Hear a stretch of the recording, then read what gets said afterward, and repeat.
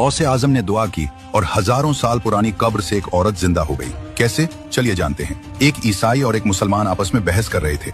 ईसाई मुसलमान से कह रहा था, हमारे नबी हजरत ईसा ने मरे हुए लोगों को जिंदा किया था, अगर तुम्हारे नबी ने भी किसी मुर्दे को जिंदा किया है तो बताओ। लेकिन वो मुसलमान अनपढ़ था और अनपढ़ होने की वजह से वो कोई जवाब नहीं दे पाया। लेकिन उसी रास्ते से हजरत गौसे आजम रहमतुल्लाह अलैह का गुजर हुआ। जब आपने ये मंजर देखा तो दोनों के पास गए और बहस करने का सबब पूछा। ईसाई ने सारा हाल हजरत गौसे आजम को सुनाया। ये सुनते ही गौसे पाक ने उसका बाजू पकड़ा, झटका दिया और बोले, क्या कहा तुमने?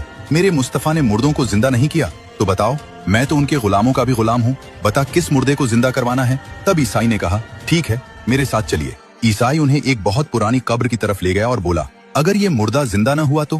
गौसे आजम ने कहा, जो तू कहेगा मैं वही करूंगा, लेकिन अगर ये मुर्दा जिंदा हो गया तो न तू मेरी खानकाह में झाड़ू लगाना, न मेरे बर्तन मांजना, न मेरे घर का सामान लाना, बस मेरे प्यारे नबी का कलमा पढ़ लेना। इस पर ईसाई बोला, ये कब्र तो हमारे दादा ने भी नहीं देखी थी, पता नहीं इसमें कौन दफन है। अगर सच में इस कब्र का मुर्दा जिंदा हो गया तो मैं कलमा पढ़ लूंगा।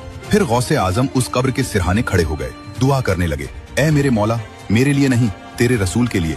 फिर कहा, कुम बे इज़्निल्लाह। इतना कहना था कि कब्र फटने लगी और उसमें से हल्की हल्की रोशनी आने लगी। फिर एक औरत कलमा पढ़ती हुई कब्र से जिंदा होकर खड़ी हो गई और कहने लगी, मैं बनी इसराइल की थी, ऐ अब्दुल कादिर, मैं तेरे कुर्बान जाऊं। आपने मुझे उठाया तो अल्लाह ने मुझे मुस्तफा का कलमा पढ़ने की तौफीक दे दी। अब वो ईसाई गौसे आजम के कदमों में गिर गया और कहने लगा, हुजूर, मैं कलमा पढ़ना चाहता हूँ, मैं हजरत मोहम्मद का गुलाम बनना चाहता हूँ। ईसाई ने कलमा पढ़ा और मुसलमान हो गया। सुभान अल्लाह। दोस्तों, अगर आप भी गौसे आजम के सच्चे दीवाने हैं और ये वाकया आपके दिलों को छू गया तो दिल से लिखिए, या गौसे आजम।